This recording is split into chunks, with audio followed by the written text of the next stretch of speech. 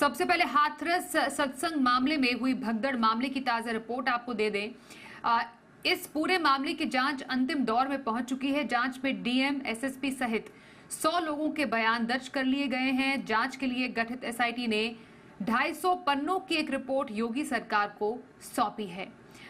इस रिपोर्ट में कई बातें कही गई हैं जिसको जानना और गहनता से समझना जरूरी है।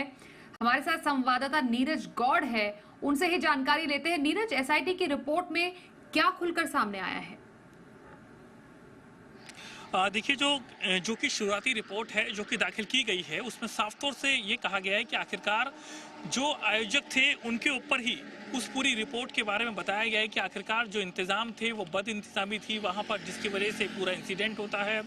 वहाँ पर जो इनकी तरफ से पूरा जो पंडाल लगाया गया था वो छोटा पंडाल था, भीड़ ज़्यादा थी और जितने लोगों की अनुमति मांगी गई थी उससे ज़्यादा लोग यहाँ पर करीब 2.5 लाख के आसपास लोग पहुँचे थे।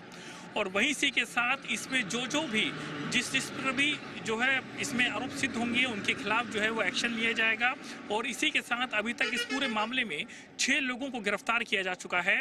और इसी के साथ जो मैनपुरी का जो आश्रम है बिछुआ गांव में, वहां पर पुलिस की मुस्तैदी अभी भी लगातार यहां पर बनी हुई है। ठीक सामने अगर आप देख पाएंगे ये वही आश्रम है बिछुआ का जहां पर बाबा आकर के यहां पर रुकते हैं। तमाम उनके जो भक्त हैं वो यहां पर आते हैं, बाबा से मुलाकात करते हैं, उनके दर्शन करते हैं। वहीं इसी के साथ में ये पूरा जो एरिया है आसपास का, इसको करीब 4-5 साल पहले इस आलीशान आश्रम को बनाया गया था।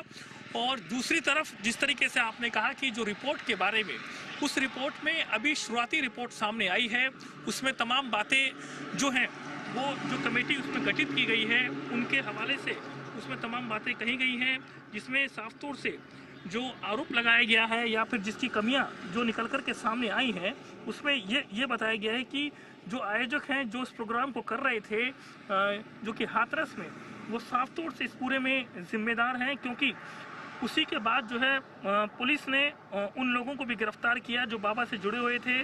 और इसी के साथ इसमें रिपोर्ट में जो बातें निकली उसमें साफ तौर से कहा कि वहाँ पर सीएम ने भी कहा था कि जब वहाँ पर ये सब लोग घायल हो गए थे और जो सीरियस भी घायल थे जिनकी मौतें हो गई थी, तो उनको आयोजक वहाँ पर छोड़ करके वहाँ से चले गए थे। तो इसी के साथ जो सेवादारों का जो कबूलनामा है उसको भी देखा गया है, उसको भी इस रिपोर्ट में लाने की बात कही गई है।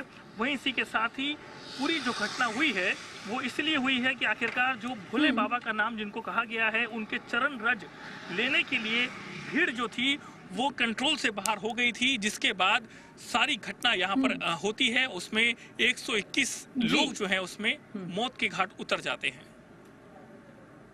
बिल्कुल, तो एसआईटी की 150 पन्नों की ये माफ कीजिए 250 पन्नों की रिपोर्ट है जो कि योगी सरकार को सौंपी गई है और लगभग डीएम, एसएसपी सहित 130 लोगों के बयान इसमें दर्ज है। फिलहाल इस जानकारी के लिए नीरज आपका धन्यवाद हम करेंगे।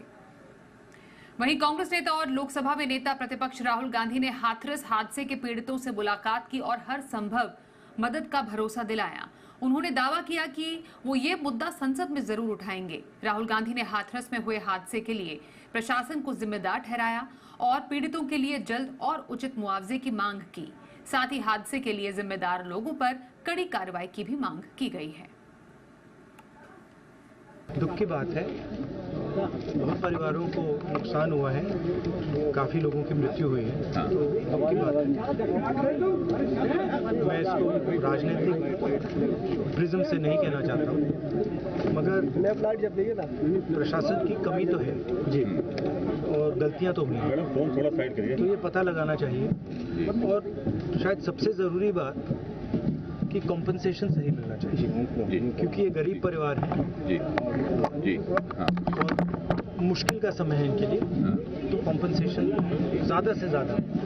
और मैं यूपी के चीफ मिनिस्टर से विनती करता हूँ कि दिल खोल के कॉम्पनसेशन करें।